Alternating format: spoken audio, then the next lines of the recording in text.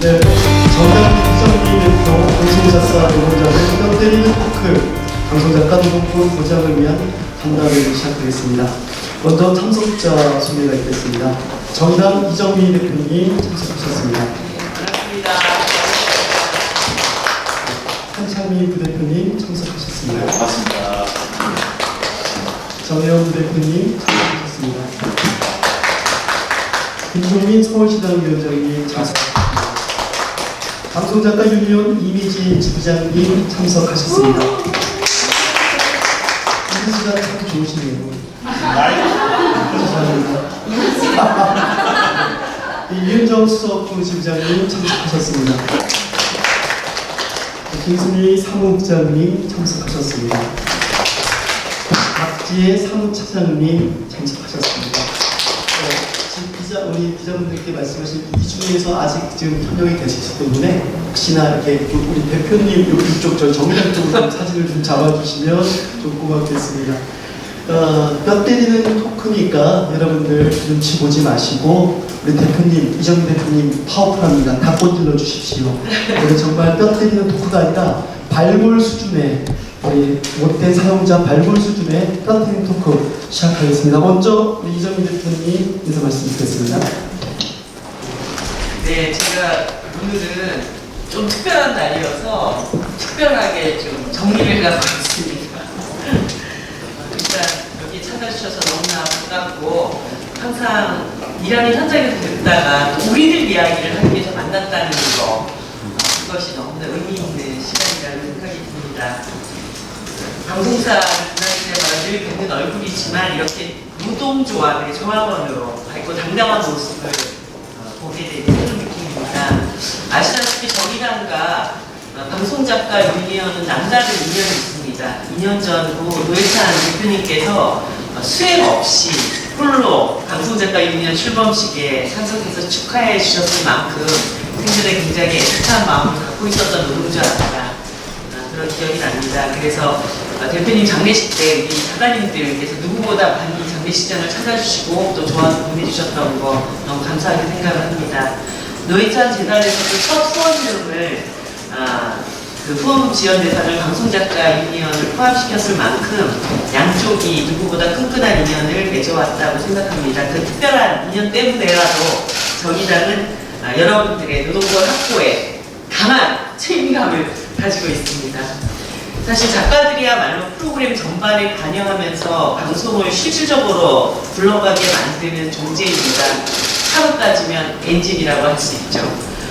그러나 현실에서는 유령 같은 존재에 머물러 있습니다. 보이지 않는 일을 하다 보니까 얼마나 고된 고동을 소화하는 사람들인지 일반인들 잘 모릅니다. 프로그램이 잘 나오면 그 공은 다 PD나 방송사 몫으로 돌려질 뿐입니다.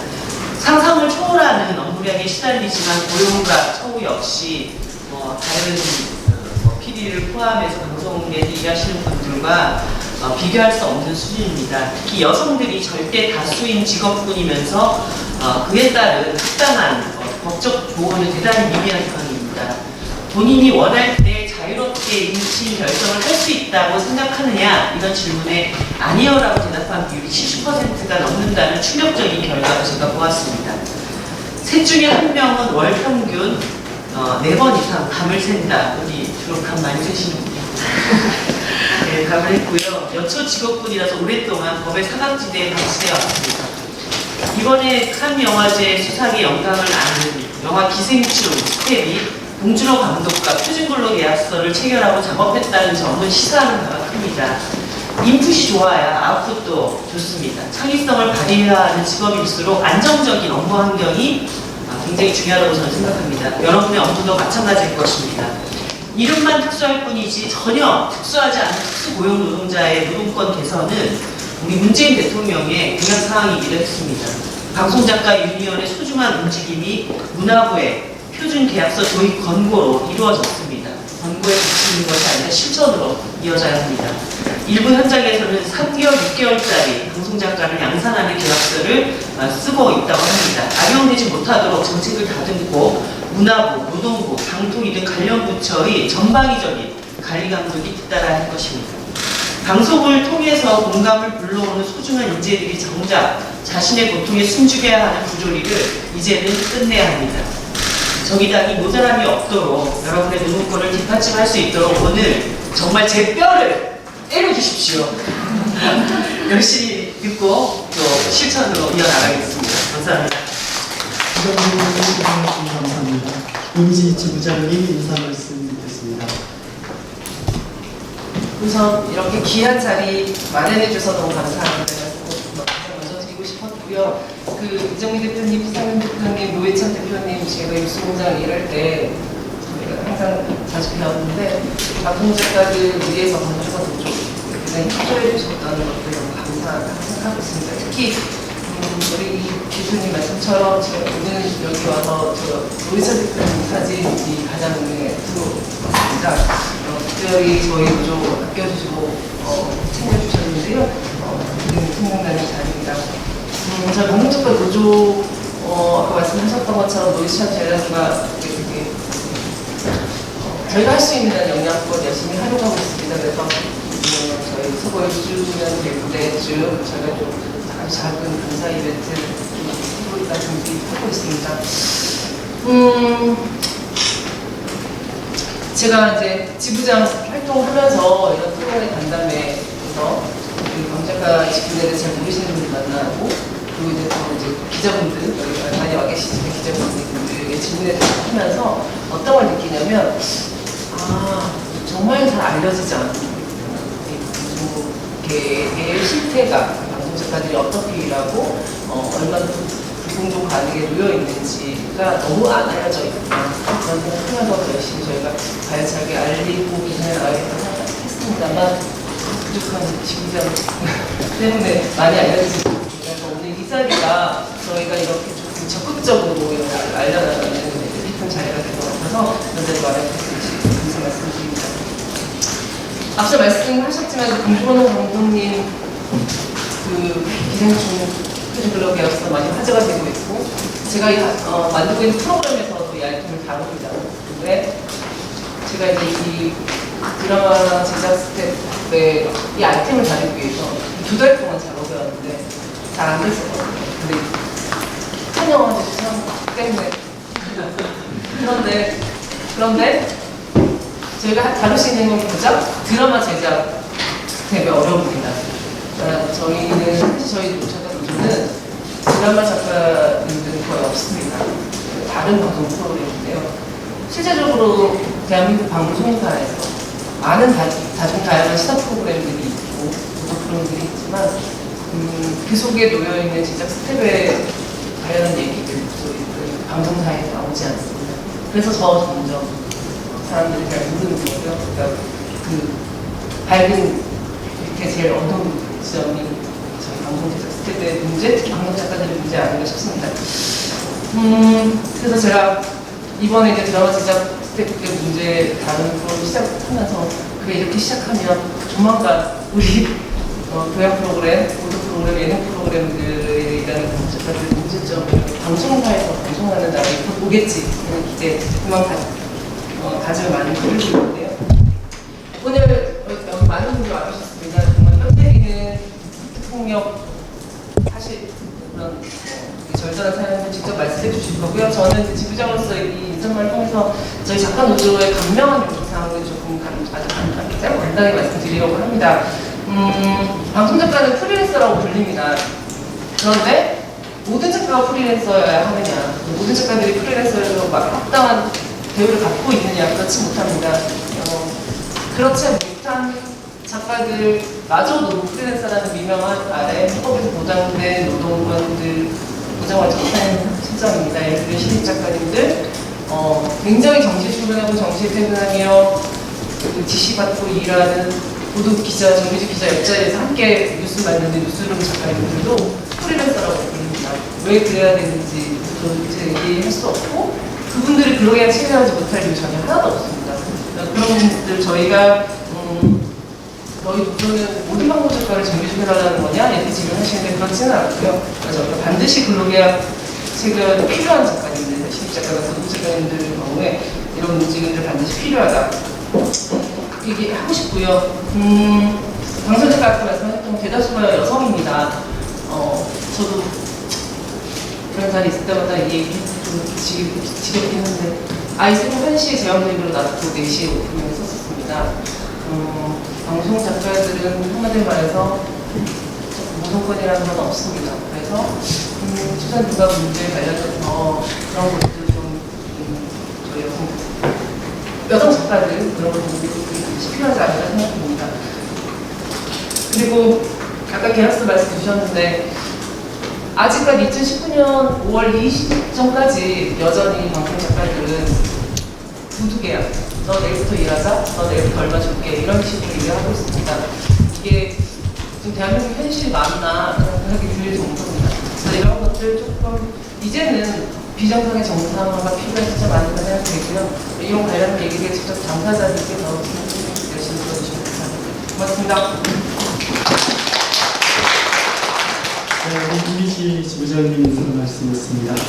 다음 시간은 이미지 지부장님께서 인사 말씀부터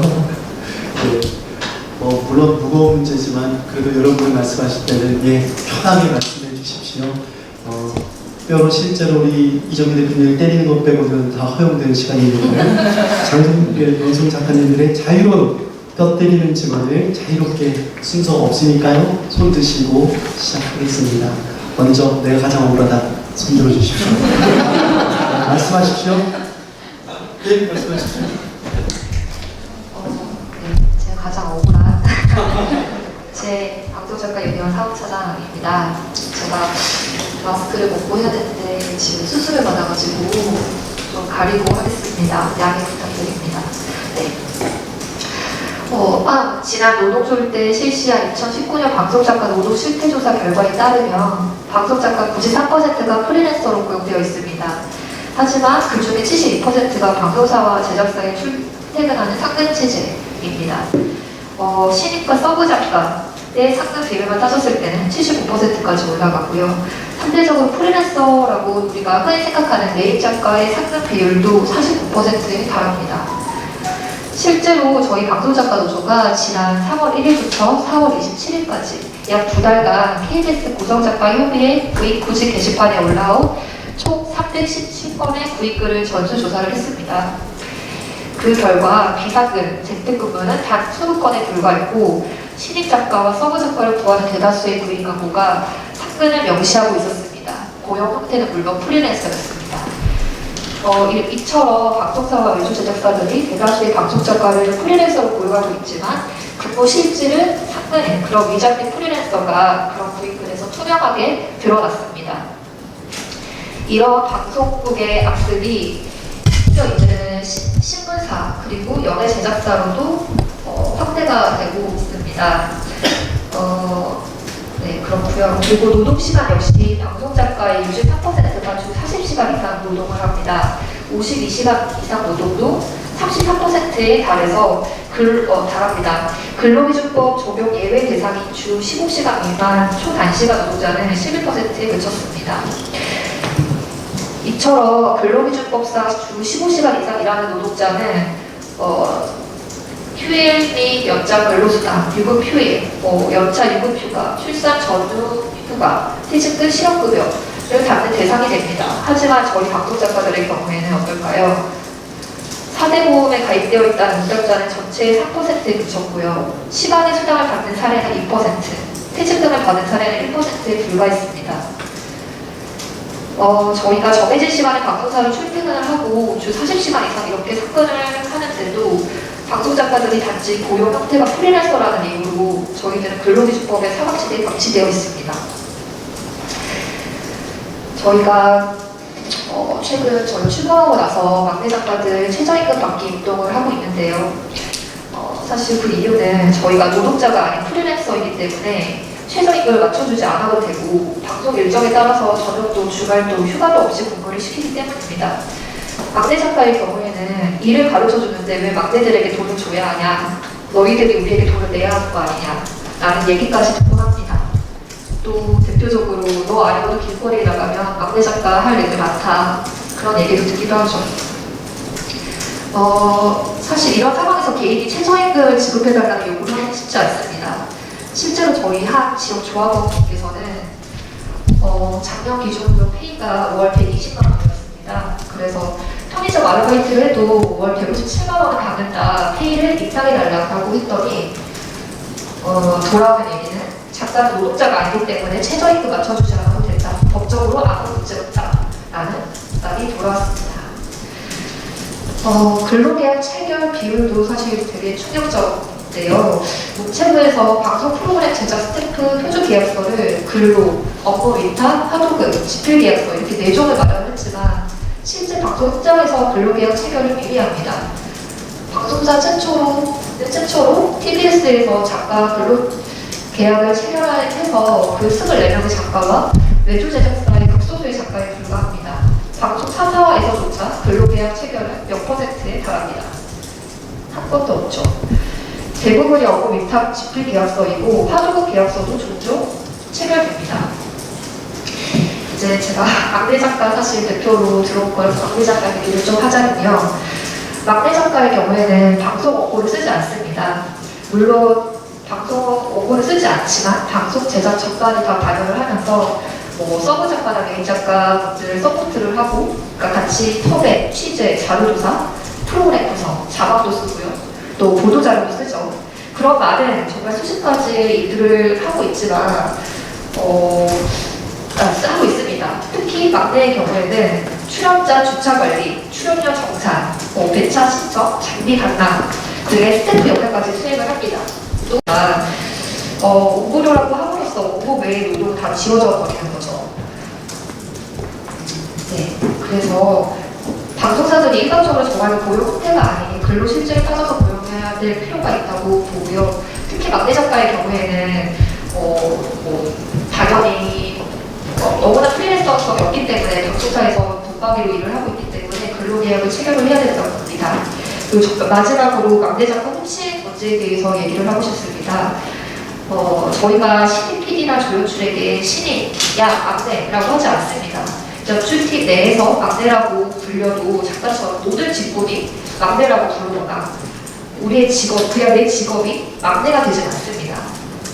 그런데 방송사 내에서 유독 여자들이 많은 여초 직군이 저희 작가들에게는 막내라는 호칭으로 부르고 암묵적으로 이 조직 내에서 너의 서열을 받았다, 시키면 뭐든 해야 되는 그런 분위기가 조성이 됩니다.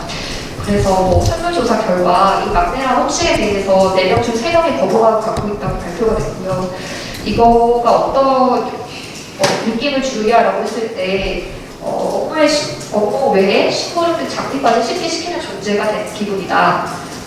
작가로 인정받지 못하는 기분이다. 늘 보조 취급이다. 팀 전체의 막내로 취급된다. 이런 류의 직원들도 나왔습니다.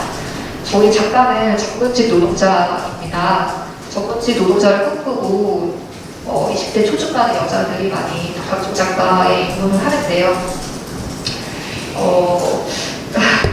근데 이제 이런 대우가 자존감을 많이 떨어뜨리고 직구를 많이 이탈하게 하는 그런 원인인 것 같고요. 심지어 KBS 같은 경우는요, 막내 작가라고 하지도 않습니다. 자료조사라고 해요. 그러니까 자료조사? 네, 자료조사요. 사람을 부를 때 자료조사? 네, 자료조사. 그림 스크롤에 자료조사, 박지혜 이렇게 올라갈 겁니다. 올해 3월에 스텝 스크롤을 작성을 하는 가이드라인이 KBS 본사 차원에서 내려왔어요. 그때 취재 작가, 막내 작가를 자료조사라고 명시하고 공고를 했습니다. 직업명도 아니고 실제 KBS의 자료조사라고 해서 자료조사만 하지 않습니다. 다른 방송사에서 하는 막내 업무들을 다 합니다. 그런데도 스텝 스크롤의 자료조사라고 올라가게 되는 거죠. 사실 작가가 되겠다는 그 보통 꿈을 알고 너 자료조사야? 라고 대우를 때면 정말 많이 슬퍼집니다. 네, 저 여기까지 말씀드리겠습니다. 감사합니다. 가장 억울하신 작가님 말씀 감사합니다. 프리랜서란 말보다 더 무서운 말이 막내고, 막내란 말보다 더 무서운 말이 자료조사란 말, 깨달았습니다. 자료조사보다 더 무서운 말 하시는 분 좋습니다. 네, 자유롭게 말씀하십시오. 네. 네, 안녕하세요. 제가 여기 있었는데 잘 일단 뭐 외주 제작사에서 일을 하고 있는 작가의 입장으로서 저 포함 많은 작가들이 외주에서 일을 하고 있어요. 사실 본사에서 일하는 작가들보다 외주에서 일하는 친구들이 훨씬 더 많거든요. 근데 실상은 외주가 더 이제 잘 되지 않는 상황이에요. 그래서 제가 좀 이제 말씀드릴 걸 한 5가지 정도로 추려가지고 왔는데요. 일단 첫 번째는 부당 해고에 관한 문제입니다. 근데 이거는 제 경험담이기도 해요. 근데 뭐 종편 채널의 대표 예능 프로그램에서 겪었던 일인데 최근 일인데 근데 사실 저희들은 이제 뭐 계약서를 다 쓰지 않더라도 구두로 계약을 하는 경우들이 보통이에요. 그래서 뭐 처음 시작할 때 이 프로그램이 레귤러, 뭐 안정적인 프로그램이다. 그러면 이제 뭐 내가 그만두지 않는 한은 이제 서로 같이 오랫동안 일하는 걸 전제로 이제 프로그램을 시작하거든요. 근데 이제 저희가 일을 계속 하고 있는 상황에 저희도 모르는 사이에 저희 뒤에서 새 작가팀이 꾸려지게 된 거예요. 그러니까 저희는 내일 녹화, 그러니까 오늘까지도 대본을 쓰고 있었고 내일 녹화를 준비하고 있는데 오늘 저희 몰래 이제 뒤에서 다른 작가들을 꾸리고 있었다는 게 이제 작가협회 부인 공고를 통해서 저희가 알게 된 거죠. 그래서 저희는 당시 이제 7명의 작가였는데 그 작가들은 아무도 이제 저희가 이번으로까지 그만두는 걸 아무도 모르는 상태였고 같이 논의가 되지도 않은 상태였는데 이제 결국 새 작가팀을 꾸리고 있으니 너희들은 나가라. 그러면 우리랑 미리 조율을 해야 되는 게 아니었냐라고 했지만 너희들은 프리랜서네. 우리가 자를 수 있는 거 아니냐. 였고요. 사실 이걸로 인해서 이제 작가들은 되게 상처를 받아서 이제 본사, 이제 그 채널, 종편 채널, 모 종편 채널에 이제 담당 PD를 만나러 갔어요. 근데 이제 담당 PD가 하는 말이 더 가만히였거든요. 뭐 예를 들게 좀 그냥 직접적으로 얘기하면 뼈 때리는 데니까 그냥 얘기하죠. 되죠. 직접적으로 얘기하면. 사실 내가 메인 작가보다 돈을 덜 벌어도 정규직하는 이유는 이런 이유다. 너희처럼 잘리지 않으려고 내가 정규직을 하는 거다. 아쉬우면 너희도 정규직을 해라라는 식의 얘기를 하더라고요. 그래서 사실 할 말 없죠.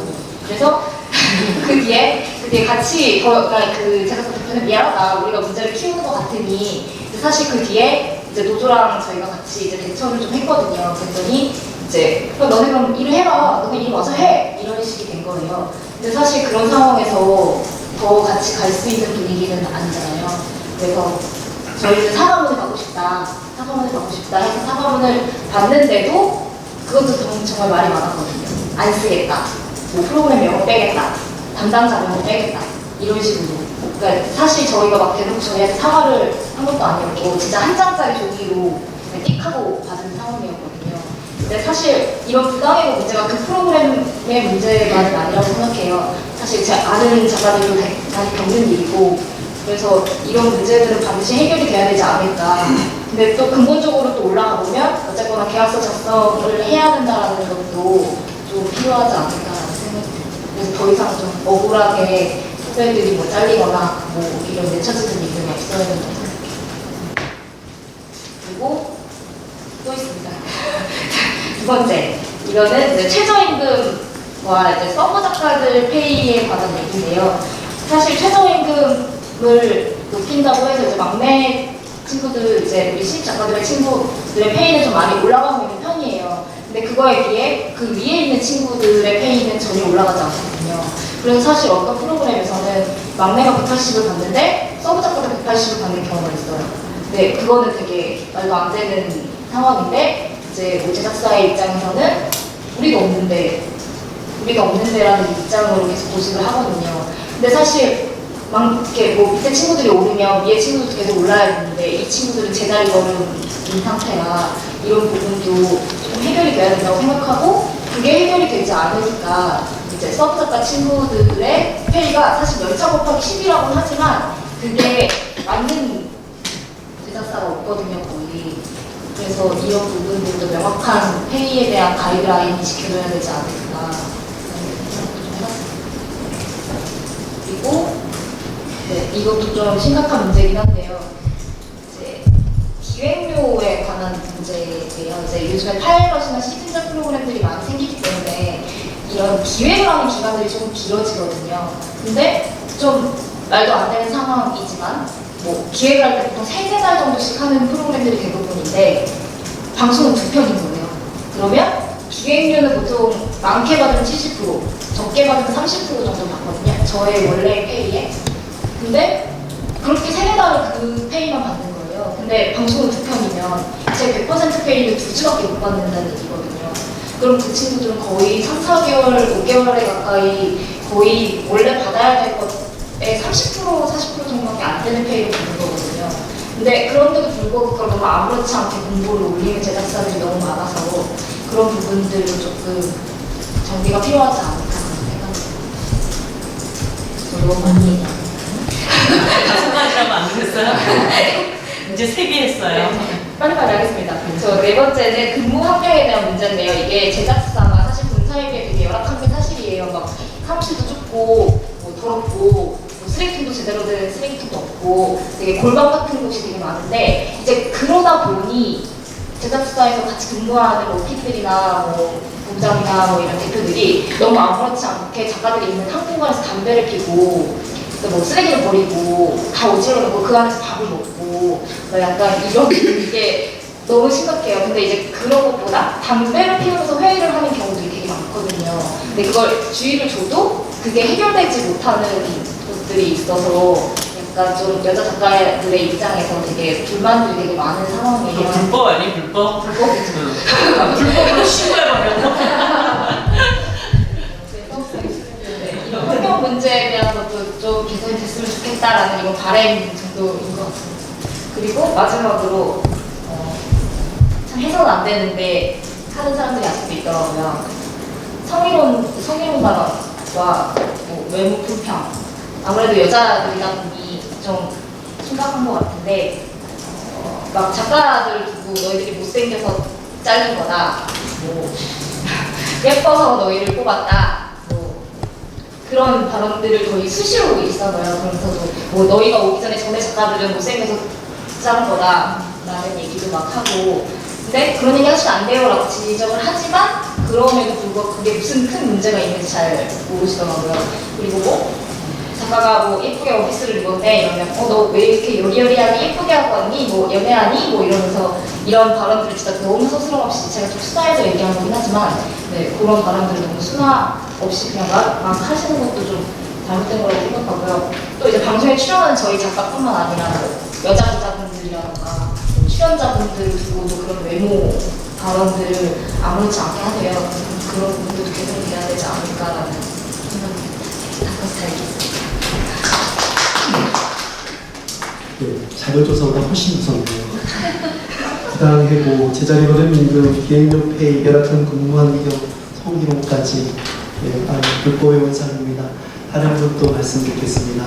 네, 저도 부당해고 관련해서 말씀드리는데 저는 지난해 2월 SBS 보도국에서 뉴스토리라는 프로그램을 하다가 계약서를 쓴 지 2주 만에 부당해고 당했던 작가 중에 한 명입니다. 일단 그때 문제를 굉장히 공론화를 시켰었는데 제가 공론화하는 과정에서 약간 충격을 받았던 게 15년 만에 이런 일을 처음 겪었었거든요. 그런데 많은 작가들이 이런 일 비일비재한데 왜 이렇게 유난을 떠냐는 얘기를 많이 들었어요. 그러니까 네가 이제까지 작가 생활을 굉장히 편안하게 했구나. 근데 하루 만에 잘리는 경우도 많은데 그런 일을 안 겪었다는 게 되게 이상하다라는 얘기를 들었었거든요. 그래서 이걸 공론화하고 알리는 과정에서 오히려 좀 유난을 떠는 작가를 찍혔던 상황들이 좀 많았었습니다. 근데 어쨌든 저희가 그때 단체 행동에 나서서 많이 기사화가 됐었고 좀 SBS로부터 어떻게 해서 사과를 받겠다고 좀 나왔던 상황이었었는데 결과적으로는 SBS 쪽에서는 반응이 소송을 하라는 반응이 왔었어요. 억울하면 소송하라고. 그래서 소송을 해야 된다라는 답변에 저희 부당해고 당했던 작가들이 대부분 다 포기했습니다. 왜냐면 이 소송으로 가려면 이제 노동자성을 입증을 해야 되는데 그때부터는 카톡 증거부터 시작을 해가지고 증거 싸움으로 가야 되는데 이 작가들이 이걸 견딜 수 있는 여력이 다 안 되더라고요. 그래서 저희가 중간에 이제 포기를 했었고 일단 저희가 가진 성격은 어쨌든 SBS에서 저희 사건을 계기로 해서 문체부 표준 계약서를 따르겠다. 그래서 독소 조항들을 다 없애겠다라는 것들이 저희가 쉽게 목적으로 생각을 하고 좀 그 부분을 만족하자라고 생각을 했었었는데 저희가 되게 후회가 되는 대목이 그 이후에 저희가 전화를 많이 받았어요. 뭐 MBC든 지금 보면 KBS든 아니면 주 방송사에서 부당해고 사례들이 많이 있어서 전화를 개인적으로 주신 작가님들이 있었는데 항상 물어보시는 게 그거예요. 그래서 SBS 작가님들은 복귀하셨나요? 저희 못했다고 얘기를 하거든요. 그럼 다 포기하세요, 그냥. 어차피 복귀도 못하고 이름도 알려져서 블랙리스트를 찍히면 방송생활 못하니까 그냥 조용히 나갈래요 라는 전화를 굉장히 많이 받고서 되게 무력감에 좀 시달렸었거든요. 그래서 이걸 끝까지 소송을 하고 있다, 이길 가능성도 있다라고 했었어야 되는데 이걸 그냥 조용히 물러섰던 게 오히려 더 독이 됐었나라는 생각이 들 만큼 후회가 됐었거든요.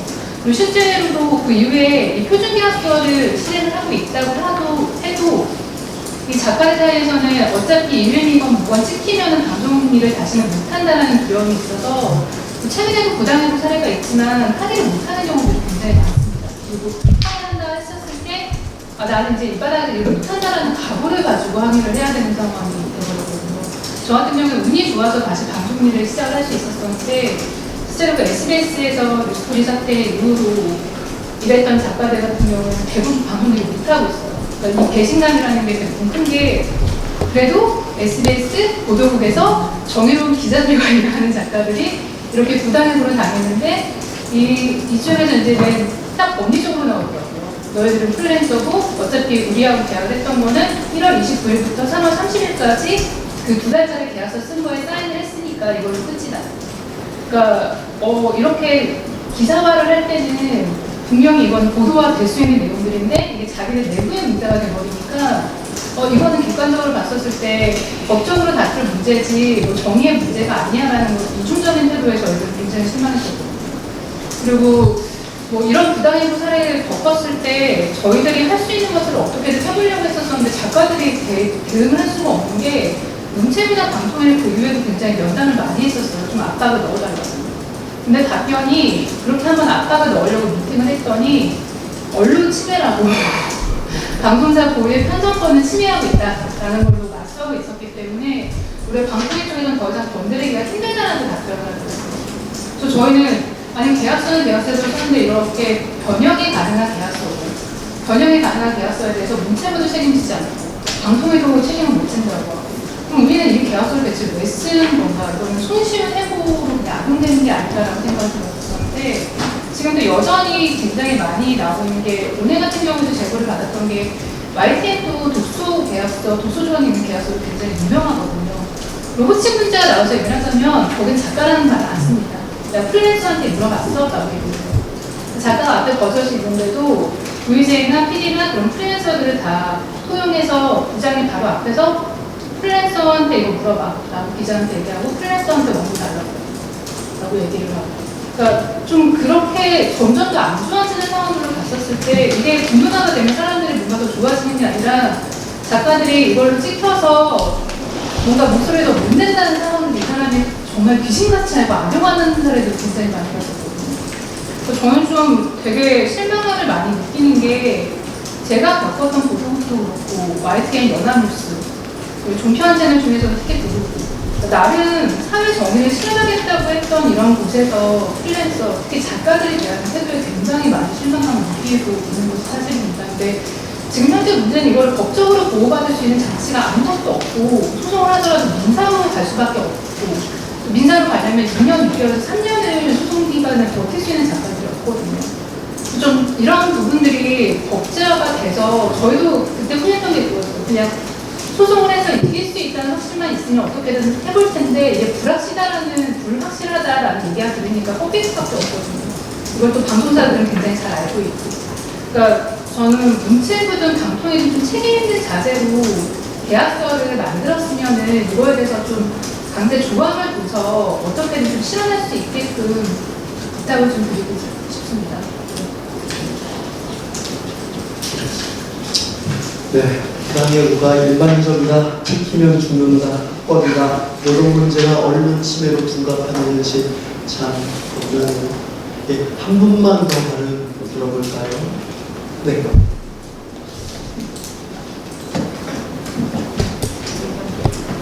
저는 작가의 노동권 얘기를 하려고 나왔습니다. 저는 지상파에서 17년 동안 일을 해왔지만 현재 경력 단절 기간입니다. 5개월 차고요. 저도 아까 작가님처럼 설마 내가 17년 동안 했는데 애 낳는다고 일이 없어질까라고 생각을 해보다가 닥치고 보니 우리 후배들 하나 덜컥 겁이 나더라고요. 그래서 모성권보호나 작가권이고 이런 게 개인이 풀 수 없는 큰 문제이기 때문에 유니온에서 활동을 하고자 했고 좀 캐릭터를 그렸습니다. 아이를 낳고 네. 이제 다시 돌아가려고 할 때 근근히 버티다가 또 다른 문제 때문에 자리가 없어졌습니다. 그건 이제 프리랜서라서 또 겪는 문제였고요. 먼저 또 양해를 드릴 게 있는데 저는 이름하고 얼굴 공개 원치 않으니까 기자님들한테 좀 부탁드릴게요. 제가 제 취업이 안 될까봐 먹고 살아야 되니까 어린 마음으로 양해를 좀 이렇게 드리겠습니다. 사실은 얘기가 많아서 간단하게 저는 퀴즈 3가지만 내고 끝내려고 해요. 첫 번째 퀴즈 내겠습니다.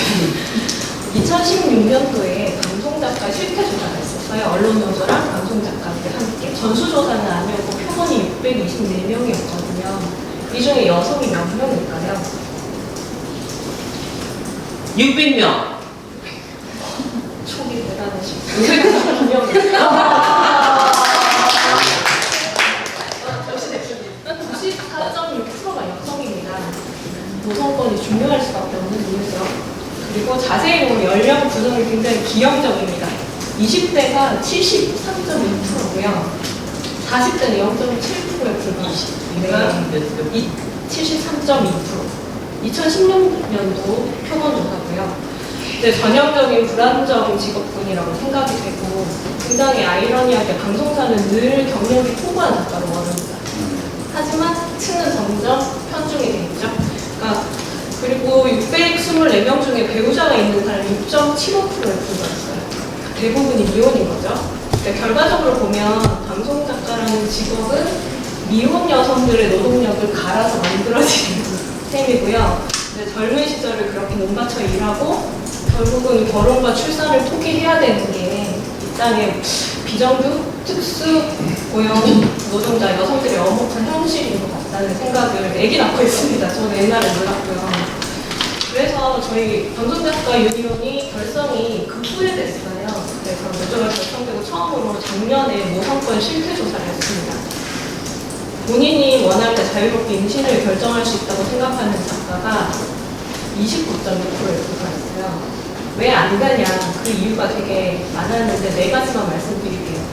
상시적인 방생과 불규칙한 노동으로 육아와 일이 양립이 불가하다. 두 번째는 일을 멈추면 경력 단절이 될 우려가 있다. 키우느라 일을 멈추면 내 일자리가 더 이상 생기지 않을 수도 있다는 얘기죠. 세 번째는 임신과 동시에 비선호자가 증가하는 경향이 있습니다. 임신하면 팀에서 약간 안 좋아하세요. PD들도 안 좋아하고 여러 분들이 안 좋아하셔서 비호감 작가가 된다는 거예요. 끝으로 해고 가능성이 있습니다. 어쨌든 아기를 낳으면 쉬어야 되니까 해고로 당할 수 있는 거죠. 그래서 저도 한결같이 느낀 부분이라서 되게 놀랐는데 오늘 이 자리를 위해서 제가 노조 단톡방에 모성권 관련 개인톡을 제보를 받았어요. 근데 실제로 되게 현직 유명 지상파 프로그램 작가님이 현재 이제 은퇴 중이신데 프로그램 팀에 아무한테도 얘기 못했어요.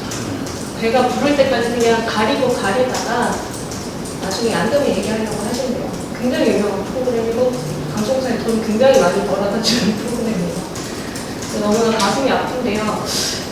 실제로 저희가 이번에 모성권 조사 결과 조금 더 얘기를 드리자면 출산 경험이 있는 작가들이 115명이었습니다. 여기서 두 번째 퀴즈 낼게요. 여러분, 115명 중에 일반 직장인들처럼 유급 출산 휴가를 쓴 사람이 몇 명일까요? 빵프로. 1명. 정답입니다. 계속 한 명에서 오차가 생겨요. 115명의 아이가 태어났는데 한 명만 엄마의 케어를 온전하게 받은 거예요. 그리고 심지어 71.3%는 출산 휴가를 쓴 적이 아예 없습니다. 그리고 유급 휴가를 이제 아까 한 명을 뺀 분은 28.7%가 무급 휴가를 썼어요. 무급 휴가를 썼다는 건 궁금하실 분이 뭐냐면 내가 친한 작가를 얻는 거예요. 왜냐면 안 친하거나 회사 측에서 작가를 구하면 내가 돌아갔을 때 이 사람 잘라야 되잖아. 그게 안 되기 때문에 제가 그냥 친한 작가에게 나 돌아올 때까지 몇 개월만 해줘라고 부탁하는 게 가장 안전합니다. 그래서 그런 경우들이 많고요. 또 그 외에는 뭐 임신 사실을 숨기고 일하다가 그만두거나 그냥 일을 다 해놓고 출산을 들어가는 경우 굉장히 극소수였고요. 아무튼 이렇게 애를 낳는데 그 뒤에 산후조리는 몇 개월이나 할 수 있었을까요? 출산 휴가 기간을 물어보니까 1개월 미만이 압도적이었어요. 67%. 67%가 그냥 애기만 낳고 대충 다시 일을 시작한 거예요. 저도 사실 1개월밖에 모셨고요. 대체 작가 너무 없고. 그래서 근데 요즘 직장인들 보면 뭐 1년씩 하거나 남자도 쉬고 있는데 너무 솔직히 딴 나라 얘기예요. 그래서 3개월 이상 쉴 수 있다는 작가는 굉장히 락한데 그림도 10%밖에 없었어요. 마지막 퀴즈 드리겠습니다. 얼마 안 남았어요. 정부가 지금 저출산 대책에 쏟아붓고 있는 예산이 얼마인지 아세요? 이거 못 맞추겠다. 한 번은 봤는데 기억이 안 나네. 1조? 1조 그게 이제 노후까지 합쳐서 그런 거고요. 지난 2년간 2017년에서 2018년도 회기에서 중앙정부 및 지방정부의 저출산 예산이 58조 원이에요. 58조. 지방정부까지 합쳐서. 네, 합쳐. 그러니까 이렇게 혈세를 쏟아붓고 있는데 왜 출산율은 떨어지는가? 2017년에 비해 그때는 1점 몇 명이었어요. 2018년에 0.8명인가 이렇게 낮아졌죠. 왜 떨어지냐면 그분들이 아마 탁상공론을 해서 예산을 집행하기 때문이 아닌가. 현장의 소리를 듣고 현실적으로 좀 대응하길 바라는 마음이고요. 사실 방송작가의 95% 이상이 여성이지만 여성을 위한 모성보호 제도는 전무합니다. 방송작. 그래서 이런 현실이라면 누가 출산을 하겠어요. 그래서 뭐 앞으로 계속 떨어질 건 불보듯 뻔하고요. 지금 정부도 그렇고 정치권도 그렇고 방송사도 그렇고 지금이라도 모성보호권 보장을 위해서 제도를 마련을 해야 되고 전무하니까 지금이라도 마련해야 되고 적극적으로 지원을 해야 된다고 생각합니다. 그래서 오늘 제가 짧지만 얘기를 드려서 좀 현실을 아셨을 것 같은데 이렇게 깨달은 분들에게 제가 팁을 드릴게요. 모성보호를 위해서 뭘 할 수 있을까? 뭘 해야 될까? 저희가 요구하는 건 5가지예요. 유급 출산 휴가를 무장해달라. 이게 너무나 멀고 없었던 일이라 꿈만 같습니다. 이것만 되면 진짜 이렇게 이탈률 높진 않겠죠. 20대가 70% 이상인 직군은 아르바이트 시장 아닌가요? 유급 출산 휴가를 보장해달라는 얘기를 하고 싶고요. 두 번째는 임신 출산으로 해고되지 않는 조항을 요구합니다. 사실 계약서가 필수겠죠. 계약서 안에 이 조항을 넣어서 해고 사유가 임신 출산으로 인한 해고 사유가 없도록 보장을 받고 싶고요. 일단 아까 작가님도 얘기하셨지만 계약서를 쓰는 작가님들이 사실 많지 않아요. 그래서 우선 계약서 작성 의무 이걸 좀 해주셨으면 좋겠고, 세 번째는 재택근무의 노동 인정. 회사에 따라서는 이제 출산과 관련한 시점에서 이제 재택이나 여러 가지 부분에 있어서 노동 인정하는 부분이 있더라고요. 그러니까 우리가 노동하는 부분이 눈앞에서 뭐 다른 일을 해야 된다 이런 거는 관리 차원의 개념이 아니라 이런 멀지만 이런 일들도 좀 요구를 하고요. 연차 및 경력 단절 시기에 대한 어떤 보상이 있었으면 하는데, 예를 들어서 아기를 낳고 왔다고 그 사이에 경력이 뻥 빈다가 되는 거죠. 감안을 했으면 좋겠고, 워킹맘 인증을 위한 재직증명서를 발급을 좀 요청을 합니다. 저도 아이를 어린이집에 보내고 있지만 7세 아이는 엄마지만 워킹맘 인증을 해야 재직증명서를 떼야 1순위가 돼요. 근데 저희는 재직증명서가 없죠. 재직 상황이 아니에요. 그래서 방송활동, 경력증명서 뭐 이런 식으로 막 때려 부서마다 돌아다니잖아요. 그런 부분들 정비가 필요하고요. 일단 저의 말씀은 여기까지입니다. 많은 분들이 저도 이제 엄마가 되기 전에는 몰랐지만 이 직업이 직업적으로 인정을 받기 위해서는 전체적으로 이제 모든 정규직들이 자연스럽게 가지고 있는 부분들 우리도 조금씩 보장을 받아야 된다고 생각을 하고요. 이게 아마 이제 현재 장기적으로 미래의 이제 저출산 대책과 꼭 관련이 있지 않을까라는 생각이 듭니다. 질문이 있는데요. 대한민국에 저희 방송 작가라는 것을 업으로 갖고 있는 사람들 숫자가 전체 얼마나 됩니까? 퀴즈 낼까요? 10,000명 정도 추산되는 거죠. 그 작가협회 소속 작가님들이 한 3,000분 되시는 걸로 아는데요. 근데 그 작가협회 같은 경우는 탈퇴를 안 하기 때문에 거의 평생 뛰셔서 일생에 한순간 작가로 계셔도 그냥 계속 협회에 어리시니까 아마도 3,000명 중에 활동하시는 분이 더 적을 것이고 저희 세금 신고할 때 그 매겨지는 고유 번호 추정되는 건 맞는 거. 요즘에 이제 유튜브나 팟캐스트 같은 게 늘어나서 실제로 그것보다 인원 소문이 많아요. 실제로 기획사나 유튜브 뭐 이렇게 방송 기획사, 연예 기획사 이런 쪽에서도 잠깐 굉장히 요즘 유튜브를 많이 뽑고 있거든요. 많이 아웃소싱에서 많이 유튜브에 아웃소싱하는 회사에서 잠깐 채용 공고를 내리니까 팟캐스트도 마찬가지고. 대표님, 대답들이 너무 높으신데 이거 문제일 줄 아는가요? 혼자라는 게 그러니까 사실주의로 조성하되어 그죠? 똑같이 생기셨어요. 자, 그 요청이 있어서 한 분만 더 드릴게요. 대표님 시간 괜찮으신가요? 네. 예, 한 분만 더 드리면. 아니 저는 이윤정 수석 부지부장이라고 합니다. 올해 17년차 방송 작가고요. 굉장히 많은 이야기가 오늘 쏟아졌는데 사실 이걸 도대체 어디서부터 어떻게 바로잡기 시작해야 되는지 어려울 정도로 힘든 문제인데요. 사실 그렇습니다. 보통 프리랜서라고 하면 보통 생각하는 게 프리랜서로 선언한다는 표현을 우리가 굉장히 많이 알아요. 또 전현무 아나운서라든가 김성주 아나운서처럼 정규직으로 일을 하다가 한 방송사에 소속되어 있는 것보다 내가 프리랜서로 하고 다양한 곳으로 가는 게 더 거리가 좁군요. 근데 굉장히 놀랍게도 저희는 처음 방송 일을 시작할 때부터 프리랜서임을 규정당합니다. 그러니까 본인의 이제 메인 작가 같은 경우는 프리랜서가 맞아요. 그런데 사실은 신입 작가, 특히 여성이고 청년이고 비정규직인 이 친구들을 방송사들이 마구잡이로 프리랜서라고 규정해서 쓰는 것 자체가 문제다. 그래서 저희는 사실은 변화의 시작을 일단 가장 낮은 고리부터 시작을 하지 않아서 이 신입 작가 친구들을 방송사가 제대로 된 근로계약을 체결하는 것에서부터 이 문제를 좀 풀었으면 좋겠다는 생각을 하고 있어요. 그게 굉장히 어려울 거라고 생각을 하는데 사실은 TBS 같은 경우 작년에 이제 8명, 작년 7월에 8명의 막내 작가를 시작으로 근로계약을 체결하기 시작했고 올해 이제 서브 작가, 메인 작가들까지 총 24명이 근로계약을 체결한 상태입니다. 프리랜서를 선택할지 아니면 근로계약 체결하고 기간내 근로자로 일할지 선택을 하게 했고요. 그래서 본인들이 한 89명분이 25% 정도가 근로계약을 체결한 상태입니다. 사실 굉장히 실험적인 일을 국내 최초로 하고 있는 건데요. 이런 정책적인 발전이 가능한 건 어찌 보면 서울시 산하기관이기 때문에 방송시장이 결단을 내리고 예산을 집행하는 거니까 이 돈이 크지가 않아요. 그러니까 그 근로계약 체결 전후가 어떻게 달라졌는지를 비교를 해보면 저희 신입작가 친구들이 135만 원 내외를 받았었습니다. 야근, 밤에 일을 하거나 주말에 일을 해도 추가 시간 같은 거 없었고요.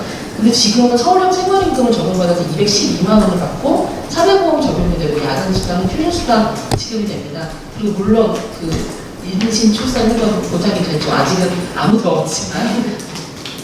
근데 이제 실제 그걸 경험한 친구가 민주노총 노동자 권리찾기 안내수첩에 본인 사례를 짧게 써서 낸 게 있습니다. 그거 읽어드리고 싶은데요. 방송이 취소되지 않는 이상 공휴일 출근도 명절 출근도 수당 없이 일하는 건 당연하게 여겨졌습니다. 그런데 이제 야근을 하면 수당을 받을 수 있게 됐고 월급 명세서에 찍힌 내역을 보면 일할 맛이 납니다. 지난주에는 월급턱으로 부모님 못한 걸 사드렸는데 정말 좋아하시더라고요. 저는 사실 방송사가 비용을 이유로 이 젊은 친구들의 노동권을 이렇게 착취해서는 안 된다고 생각합니다. 왜냐하면 흔히들 아는 것처럼 방송사는 굉장히 큰 수익을 내고 억대 연봉을 받으시는 분들이잖아요. 그리고 사회 부조리를 고발하는 방송사의 문제부터 먼저 시작을 하죠. 그 시작은 아마도 막내작가 근로계약 체결일 것이다. 그래서 KBS, 또 MBC 이런 공영방송 중심으로 좀 이런 흐름이 이어지기를 기대합니다. 감사합니다. 한 말씀 정도면 그런 유명 지상파 시사 고발 프로그램의 막내 작가님들도 똑같습니다. 심지어 저는 예전에 아주 유명한 시사 프로그램에서 막내 작가를 들었는데 그때 제가 다뤘던 이런 노동 관련한 이슈들을 많이 다뤘어요. 비정규직. 제가 비정규직을 다루며 밤을 새도 저희들에게는 관심 가져주지 않았어요. 아주 유명한 PD님. 시사 정말 프로그램을 인정하십니다. 네, 말씀 감사합니다. 정의당의 답변 듣는 시간으로 하겠습니다. 이정미 대표님 답변 말씀 듣겠습니다. 그 제가 이제 이런 아주 열악한 근무 환경에서 일을 하고 있다는 것은 알고는 있었어요. 알고 있었는데 지금은 얘기를 막 들으면서 지금부터 이제 뭘 어떻게 움직여야지 막 머릿속에 지금 윙 막 돌아가고 있어요. 누구부터 만나야 되고 사실 작년에 국정감사 때 이상돈 의원님이 이걸 잠깐 이제 다루시긴 했지만 이런 현안은 좀 뭐라고 해야 되나 자극적이지가 않은 거죠. 그러니까 자꾸 이렇게 사람들의 관심의 순위 바깥으로 밀리고 이런 상황들이 반복되고 있다고 해서 여러 국정감사의 여러 가지 것들 중에 어떤 하나의 어떤 것으로 취급되고 국정감사 끝나면 슉 하고 사라지는 뭐 이런 과정인데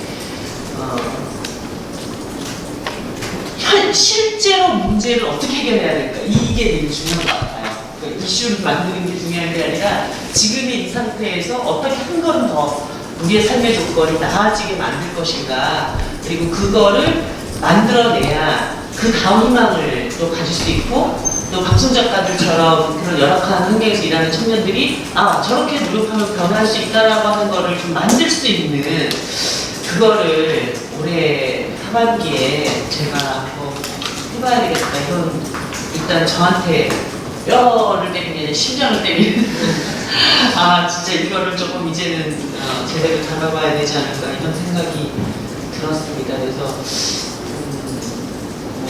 양식 있는 각 방송사의 사장님들부터 만나야 되겠구나. 요즘 사장님들 많이 바뀌었다는데 그 사장님들은 이 현실에서 무슨 생각을 하고 계실까 그런 생각도 좀 들고 그렇게 조금 하나하나 좀 실질적인 일을 어떻게 해나갈지 그리고 그 과정에서 우리 방송작가 유니언하고 좀 팀워크를 잘 맞춰가지고 제가 볼 때는 작전이 좋으시잖아요. 그런 일들을 좀 같이 해나가는 생각입니다. 일단 오늘 이 자리가 만들어졌기 때문에 일을 시작을 해야 되겠습니다. 이렇게 만들어 주시죠. 감사합니다. 네. 더 말씀 주신 고객님과 하시는 분들 계시겠나요? 정말 많이 알려야 될 것 같다는 생각이 들고요. 그러니까 20대 여러분들 사실 동력단절의 부담을 가지고 있잖아요. 사실 결혼이나 이런 것들에 대한 그 동력단절의 문제가 근데 특히나 사실 이 직군에서는 심각한 것 같고 그리고 늘 이제 해고의 위험과 되게 불안한 위치에 놓여져 있는 이 상황들에 대해서 사실 저는 정말 많은 청년들이 사실 우리나라 청년들뿐만 아니라 내가 공감해 줄 수 있을 거라고 생각을 해요. 저는 더 많이 알리는 그 원 내에서 하시고 뭐 강사를 만난다면 저는 이런 일들을 더 많이 알리고 전하는 역할을 해야 되지 않을까 생각을 합니다. 그리고 출산휴가 문제 미국 출산휴가 문제는 정말 꼭 해결돼야 되는 문제인 것 같다라는 생각을 하고요. 이 노동자성을 어떻게 인정받을 수 있도록 하는가가 정말 중요한 문제예요. 제가 법안을 발의해놨습니다. 네. 국회가 빨리 제대로 들어가야 돼요. 그렇죠. 네. 그러니까 제가 이제 지난 이제 지방선거나 사직그 전에 나가는 분들 분명히 만나면서 그러니까 진짜 너무 많은 노동들이 이제 노동자성 인정받지 못해서 이제 그 정말 불안정 노동, 칼카레트라고 하는 그런 노동들이 너무 많이 놓여져 있는 특히나 사실 20대들이 사회에 들어서자마자 다 그런 일들을 겪잖아요. 네, 이게 정말 이 작가의 문제뿐만 아니라 우리 사회 전체의 문제이기 때문에 많이 알려가야겠다. 네, 정영 대표님 말씀했습니다. 초점은 다 해법이나 그런 문제의식을 모르는 게 아니라 어떻게 이루어지는지 이게 다 그런 것 같고요. 조금 전에 그 공론하다 보면 이제 법적으로 노동자성 문제에서 표준계약서 문제까지 다 치르기 위해서는 그 과정들이 좀 지나는 과정이 있을 거라고 생각합니다. 그래서 이전에도 그랬지만 이후에 그 역할 분담과 팀워크를 어떻게 만들어서 결과물을 낼 것인지 정의당과 방송작가 유니언이 지속적으로 협업 체계를 만들었으면 좋겠다. 이 말씀 드리고 싶습니다. 한창민 대표님 말씀하셨습니다. 저 지방선거 때 프랜스 노조라고 하는 걸 이제 정책 고민하고 되고 꽤 언론들에서 관심이 있었어요. 근데 이게 박원순 서울시장이 당시 TV 토론할 때 공식적으로 프랜스 노조에 대해서는 적극적으로 하겠다. 특히 이제 방송자관을 중심으로 프랜스 노조 지원하고 하는 걸 하겠다 이렇게 했을 때 의미 있게 받고 아마 몇 가지 중에 하나가 막상 제 정책 공약 중에 받은 것 중에 하나였었는데 그때 처음 프랜스 노조에 대한 저희가 고민을 할 때 가장 많은 저희 당내에서조차도 프리랜서를 원하실 걸 노조 같은 거는 안 원하실 거야 이런 이게 굉장히 강했고 당시 이제 방송작가 준비하시고 노조 같은 거 만드시는 분들하고 얘기 나눴을 때 전혀 그렇지 않다. 특히나 그걸 선택할 수 있게 해주면 그건 큰 문제가 되지 않는다. 라는 얘기를 듣고 좀 약간 자신감을 좀 얻고 당내 여러 고민이 있었는데 그런 걸 이제 시작할 수 있겠다 생각이 들었고 이제 당시 박원순 서울시장이 이 문제를 고민을 할 때 처음 구상은 프레스 노조를 시작한다고 했을 때 처음 뭐냐 했을 때 4대 보험이나 수당을 특정하는 그런 거를 지원하는 방식과 범위를 구상을 하다가 TBS에서부터 시작하는 것에서 좀 약간 막히셨던 것 같아요. 그러니까 작가의 문제가 아니라 다른 문제로 막히셨던 것 같은데 얼마 전 제가 그 자영업자들의 그 수당, 그러니까 연차, 자영업자를 좀 쉴 수 있게 해주는 그런 제도, 주휴수당의 제도를 서울시가 도입해서 그걸 이제 지원하는 제도를 만든다고 했을 때 처음 그런 고민이 들었거든요. 서울에서부터도 프리랜서, 특히 이제 방송작가를 중심으로 하는 이런 것이 있을 때 아까 말씀하셨던 유급 추가로 표현되는 이런 것들도 제가 느낌에는 10,000명 정도이고 서울에 아주 밀집되어 있다고 하더라도 이 정도면 서울에서 예산 투자해서 할 수 있지 않나 이런 것도 시작해 볼 수 있지 않나 생각 같은 게 좀 들어서 그런 정책에서의 변화 또 가능성 이런 것들을 좀 타진해 볼 수 있다. 지방자치단체 수준에서도 그런 생각이 많이 들었고요. 정의당이 이런 걸 해야 되는 일을 해야 되는 거니까 아마 방송작가 유니온이나 작가들 입장에서 봤을 때는 어떤 당이라도 이런 것이 이렇게 이루어질 수 있도록 하는 데는 어떤 당이라도 협력하고 함께 하셔야 되겠지만 저희랑은 좀 전략적 동반자 관계로서 역할을 좀 해줬으면 좋겠다 이런 생각이 듭니다. 네, 고맙습니다. 네, 김종민 서울시당 위원장님 말씀하셨습니다. 끝으로 퍼포먼스하고 사진 촬영이 있겠습니다. 이 사진 촬영은 어디 유출되는 거 아니시니까 오늘 마지막 될 겁니다. 퍼포먼스의 의미는요. 사실 군대를 쓰다 보니까 어려서 그거에 사실 일을 하게 되면 겁난 없이 일을 하게 되잖아요. 그런 지금 현재 이것도 부탁드려요. 네 방송작가의 혁신을 내리려고 제가 간단한 사진 뉴스에서 찍었어.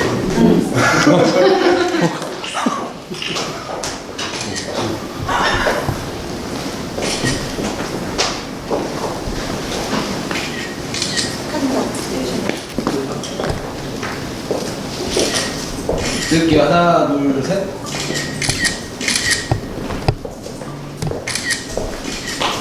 네. 네.